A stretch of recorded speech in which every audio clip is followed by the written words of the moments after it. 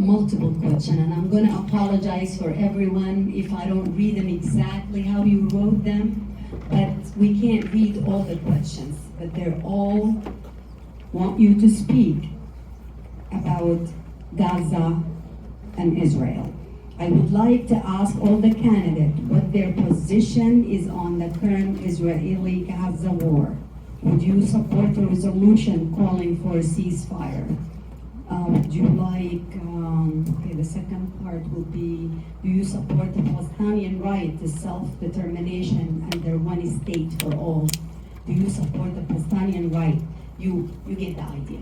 So they wanted to know where you stand when it comes to the current war, ceasefire. You going to call for that, or you going to support your constituent? So let's start with you, John. Or Janelle. Whatever.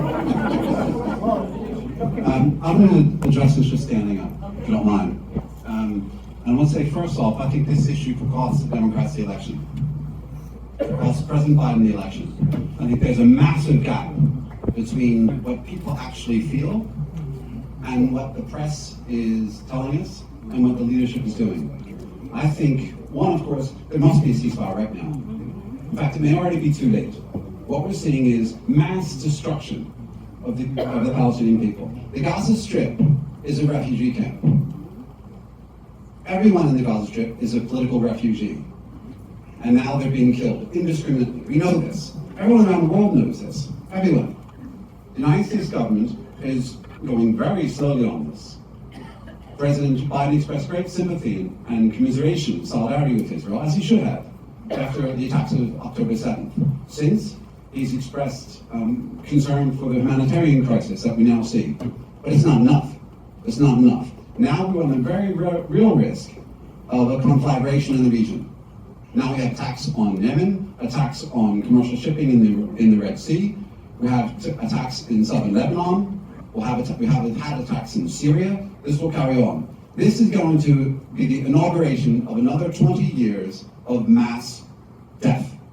The United States cannot tolerate this. I say this could cost Biden the election for many reasons, but in the state of Michigan alone, by some estimates, we have at least 60,000 voters of Arab descent who've already said they are not going to vote the Democratic Party.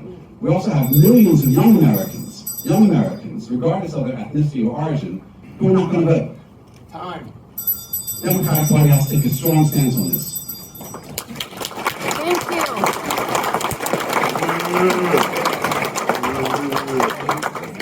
Thank you for the excellent question. I want to highlight, I answer this as a combat veteran who's seen the horror of war up close and personal, the blood of an American soldier and the brilliance of American soldiers. I've seen it as a peacekeeper in Bosnia. This is an extraordinarily difficult situation. But I will highlight a few things. Number one, Israel has an absolute right to defend itself. Hamas has no right to destroy Israel. The Palestinian people, on the other hand, have a right to a land of their own.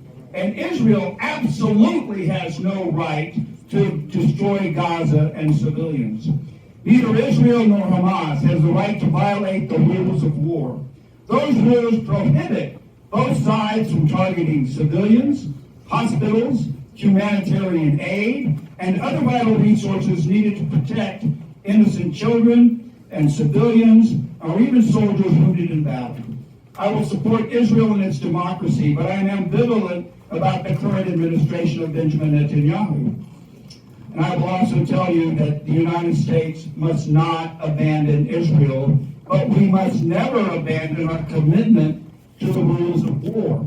That is the tightrope that President Biden has been walking. I will highlight, and the media missed this, the very first speech he gave, he highlighted that the rules of war should apply and that Israel should follow the rules of war. They have unfortunately violated that. That is unacceptable. I'm done. Thank you very much.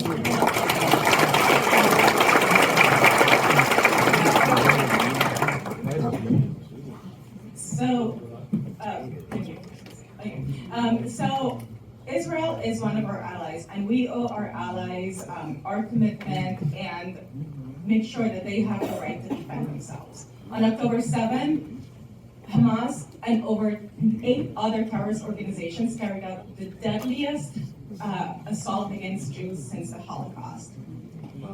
Our job as Israel's allies is to remind them that we can support them in their anti-terrorism efforts, but we cannot support them in a conventional warfare in a heavily populated civilian and urban center such as Gaza. Because as we see right now, there are many, many atrocities. Of the almost 30,000 people who have died, fewer than 10% are terrorists.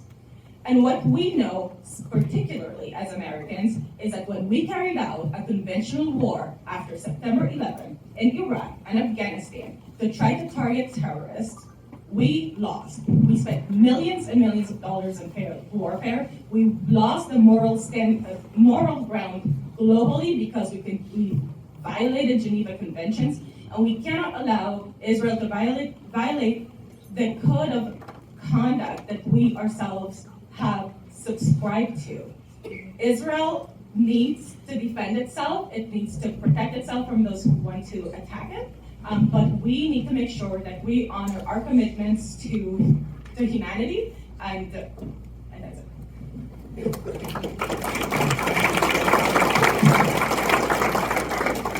You better get the bell ready. Look, I'm not going to stand up and grandstand on the back of 19,000 dead children in Palestine.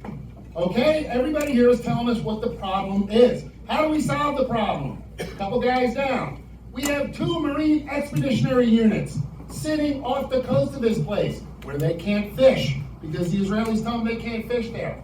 We could take those 2 Marine Expeditionary Units, move them in and out on, what are those things called? Like those things that go in the water.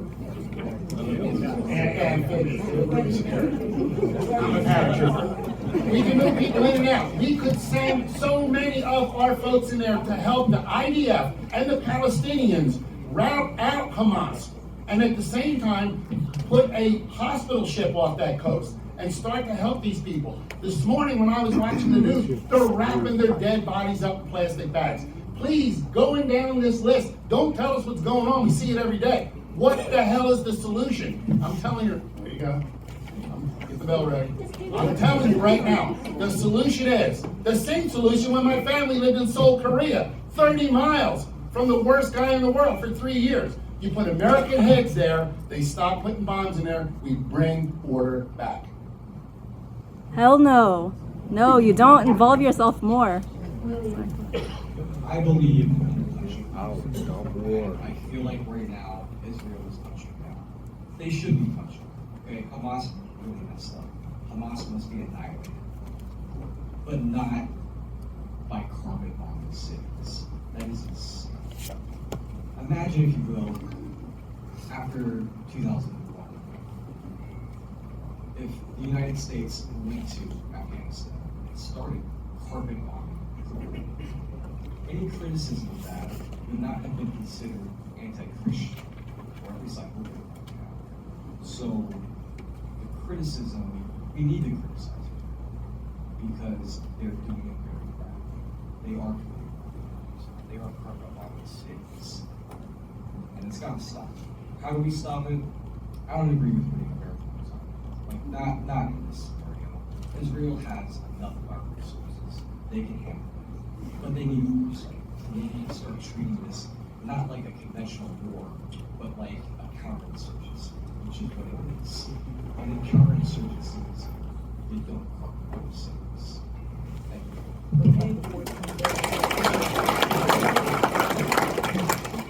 Go backwards.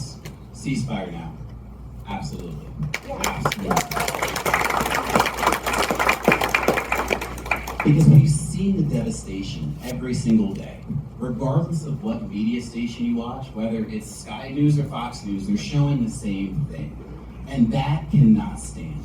Those are not the principles that we stand on. Israel absolutely had a right to defend itself. However, Hamas and Hezbollah, absolutely not. See, what we did and what we continue to do with our allied partners around the world, and I'll let the military professionals speak more, but we strategically work with allied partners using the intelligence that we have and use strategically elite teams that go in. We took out Osama bin Laden with minimal casualties. We did that. President Obama did that. And so why can we not work with one of our strongest allies in the Middle East to do the same? So Israel absolutely had a right to defend itself because of the atrocity that happened that day. However, bombing innocent hospitals and coming after others, that is unacceptable, and ceasefire should take place at this time.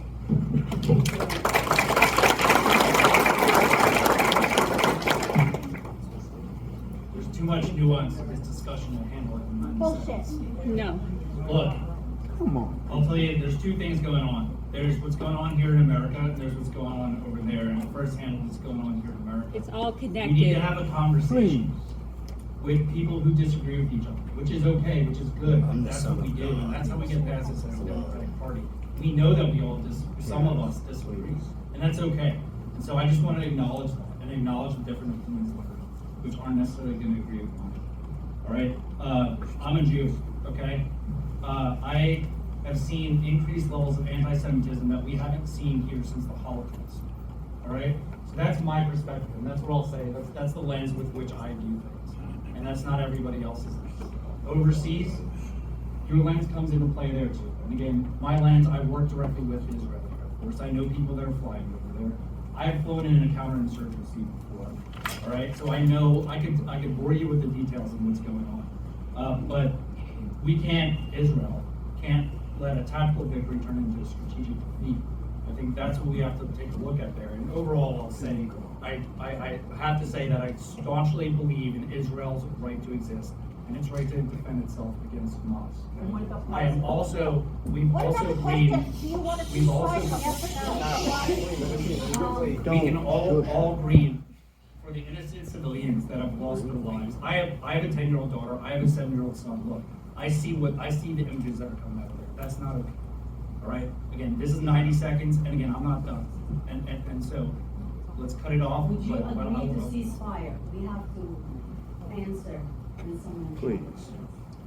That, Ceasefire. Would you agree to a ceasefire? you're minimizing the nuance by having that conversation. There's a resolution in Congress right now. Only 2 people have answered the question. Please, man. Yeah, we do. Yeah, we do. He did not answer. That may be true, but you gotta let him say what he got to If you say. want to speak to them further, you can obviously approach them after the And please do, I invite that, and I invite this conversation, so thank you. I was going to answer the ceasefire question last, but I'd like to answer it first. A ceasefire cannot be unilateral. If you want a ceasefire, Hamas, give the hostages back, including American hostages, and then we can talk. There was a ceasefire October 6th.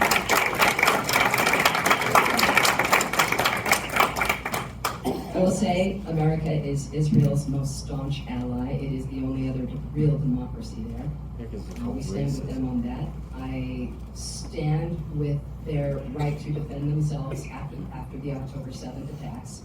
I stand with their right to decimate the terrorist organization Hamas that does not believe Israel has any right to. Do Palestinians have a right to defend themselves from 75 years of occupation? Please, we would like to hear the candidate's opinion, and you have the right to agree or disagree with them respectfully. If you need to speak to the candidates, you can talk to them after this. We are here I will to also hear say, from everyone. I appreciate very much that people are so engaged and care so much, because what is happening in the Middle East right now is beyond heartbreaking. I have a picture of 2 little children, one little girl on the little boy's back, and they look so scared and so scarred up and so bloody. And I keep it there to remind myself that the United States can be a leader in changing this. I agree that we need to be their most staunch ally, but also we didn't even have a full-time U.S. ambassador to Israel when the attacks happened. That should never happen in such an important part of the world. And also, I would let you all know, if you don't already, that Scott Perry voted to cut $1 billion in funding for Israel about 2 weeks before the attacks, which would have, had it passed, seriously hampered their ability to fight back at the same time. Thank you, Janelle.